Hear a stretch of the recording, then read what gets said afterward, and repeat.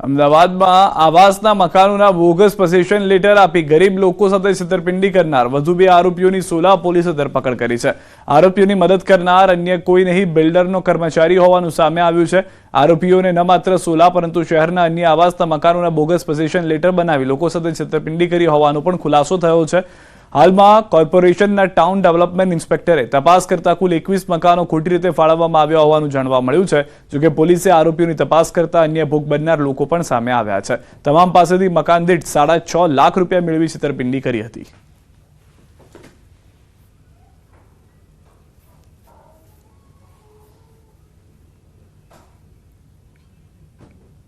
आरोपी जे फैज मोहम्मद सैयद है तेमणे आ बिल्डरनो जे माणस हतो तेने संपर्क करी तेनी पासेथी आवी माहिती मेळवी लीधी क्या क्या मकानोनी हाल फाळवવાની બાકી છે તે ખાલી મકાનોની માહિતી મેળવી એમના નંબર મેળવી એમના નામના એ નંબરોના બોગસ પોઝેશનો અને બોગસ રસીદો બનાવી અને આવા ભોગ બનનાર લોકોને એમની ફાળવણી કરેલી હતી। વડોદરાથી સમાચાર। શિનોરના સાધલી ગામે રખડતા શ્વાનનો આતંક સામે આવ્યો છે। સાધલી ગામે એકતાનગર સોસાયટીમાં રખડતા શ્વાનનો આતંક। રખડતા શ્વાને બાળકી પર કર્યો હુમલો। 3 વર્ષની બાળકીને શ્વાને બચકા ભરતા ગંભીર રીતે ઇજાગ્રસ્ત। મોટા ફોફળિયા ખાતે બાળકીને ઇન્જેક્શન સહિત પ્રાથમિક સારવાર અપાઈ। બાળકીને ગંભીર ઇજાઓ પહોંચતા વધુ સારવાર અર્થે હોસ્પિટલમાં ખસેડાઈ છે।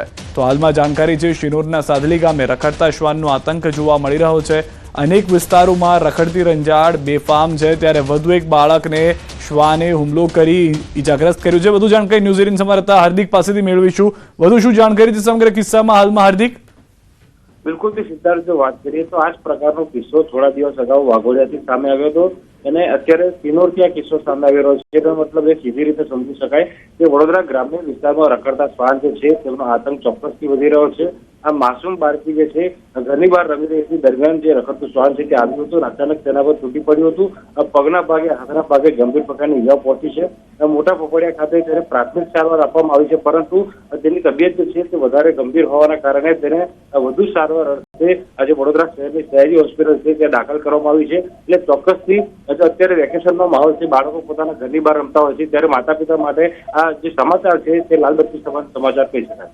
આભાર સમગ્ર માહિતી બદલ। તો હાલમાં રખડતા શ્વાનને કારણે બાળકને ઈજા પહોંચી છે। વારંવાર આ ઘટનાઓ ઘટી રહી છે। પ્રશાસન પગલાં લે તેવી આશા હજી પણ શહેરીજનોમાં છે।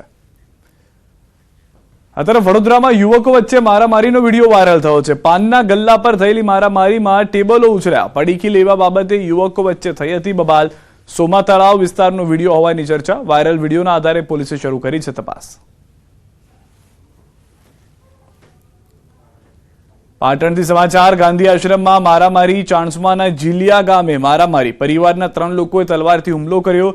જીલિયા ગાંધી આશ્રમના કર્મચારીઓને માર માર્યો। પદ્મશ્રી માલજી દેસાઈ તેમજ તેમના પુત્રને આપી ધમકી। જાનથી મારી નાખવાની ધમકી આપી। ગેરકાયદેસર રીતે સંસ્થામાં પ્રવેશ કરીને ગુનો આચર્યો। સંસ્થામાં નોકરી કરનાર ક્લાર્કે અન્ય 2 શખ્સો સાથે મળીને કરી મારામારી। પોલીસે ગણતરીની કલાકોમાં હુમલો કરનાર 3ને ઝડપી પાડ્યા।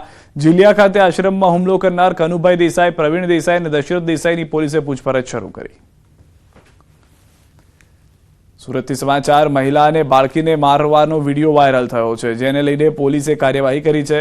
પૂણા પોલીસે 2 લોકોની ધરપકડ કરી છે। સુરત એપીએમસીની આ ઘટના છે। મહિલાઓ અવારનવાર શાકભાજીની ચોરી કરી હોવાની ફરિયાદ ઉઠી હતી। મહેસાણાથી સમાચાર। રીલ્સ બનાવવા જતા યુવકનું મોત થયું છે। તળાવ કિનારે રીલ્સ બનાવવા જતા યુવકનું મોત થયું। તળાવમાં પગ લપસી જતા યુવક ડૂબી ગયો। મહેસાણાના ખેરાલુના ડભોડા ગામની ઘટના છે। ગામના તળાવ કિનારે મોબાઈલમાં રીલ્સ બનાવતો હતો।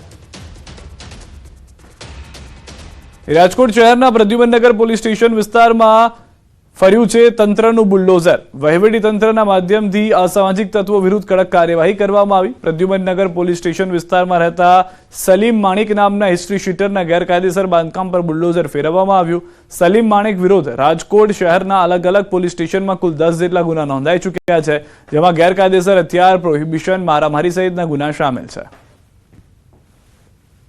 પ્રનગર પોલીસ સ્ટેશન વિસ્તારમાં 10 જેટલા ગુનાઓ કરનાર અસામાજિક તત્વ સલીમ કાસમ માણિક કે જેણે રેલનગર વિસ્તારમાં આરએમસી અંતર્ગતની સરકારી જગ્યામાં ગેરકાયદેસર દબાણ કરી ઓડિયો બનાવી, તબેલો બનાવી અને દબાણ કરેલું હતું અને સાથે સાથે પોતાની ગેરકાયદેસર પ્રવૃત્તિ પણ આ જગ્યા પર ચાલુ રાખતો હોય એવું ધ્યાન પર આવતા આરએમસી અને પીજીવીસીએલ સાથે સંકલન કરી તેનું વીજ કનેક્શન દૂર કરવાની અને દબાણ દૂર કરવાની કાર્યવાહી કરવામાં આવી રહી છે.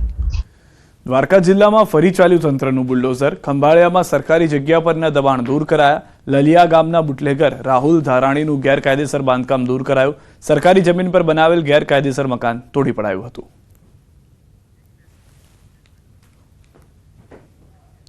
અને સમાચારમાં હવે વાત રત્ન કલાકારોના હત્યાના ષડયંત્રની.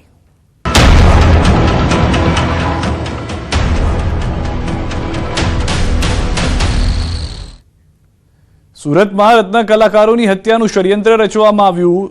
કાપોદ્રા વિસ્તારના અનબ જેમ્સના 118 રત્ન કલાકારોને ઝેરની અસર થઈ છે. પીવાના પાણીમાં એલ્યુમિનિયમ સલ્ફોઝ ભેળવી હત્યાનું ષડયંત્ર કરવામાં આવ્યું. તમામ રત્ન કલાકારો હોસ્પિટલમાં સારવાર હેઠળ છે. સમગ્ર ઘટનાને લઈને પોલીસ દ્વારા તપાસનું ધમધમાટ. એફએસએલની ટીમ દ્વારા હીરા કંપની પર પહોંચી પાણીના સેમ્પલના આધારે ગુનો નોંધવામાં આવશે. ગઈકાલે મંત્રી પ્રફુલ પાનસેરિયા, મેયર સહિતના નેતાઓએ હોસ્પિટલમાં દર્દીઓની ખબર અંતર પૂછ્યા હતા. ઘટના અંગે અધિકારીઓ પાસેથી પણ મેળવી માહિતી, જે બાદ તપાસના આદેશ અપાયા હતા. તો રત્ન કલાકારો સામે ષડયંત્ર મામલે સુરત ડીસીપી આલોક કુમારનું નિવેદન. શંકાસ્પદ 2 લોકોની પૂછપરછ કરવામાં આવી. સેલ્ફોઝના પડીકા પરના બેચ નંબરના આધારે તપાસ થઈ. કઈ મેડિકલ પરથી પડીકી કોના દ્વારા ખરીદવામાં આવી તેની તપાસ. અન્ય પોલીસ મથકોની પણ મદદ લેવામાં આવશે. પૂછપરછમાં કોઈ મહત્વની કડી નથી મળી.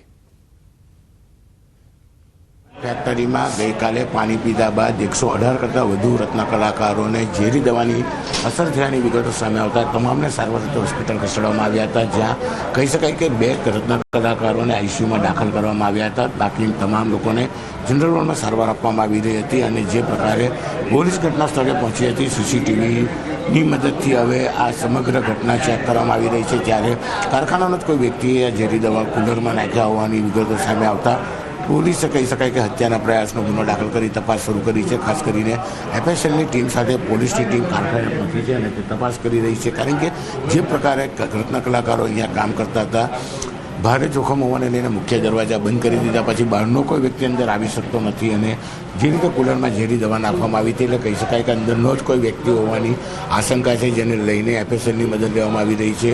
ખાસ કરીને સીસીટીવી છે તેનું એનાલિસિસ કરવામાં આવી રહ્યું છે. વહેલી સવારથી પોલીસ પહોંચી છે અને કામગીરી કરી રહી છે. એટલે કે અત્યારે તો હત્યાનો પ્રયાસનો ગુનો દાખલ કર્યો છે અને આગળની તપાસ ચાલી રહી છે.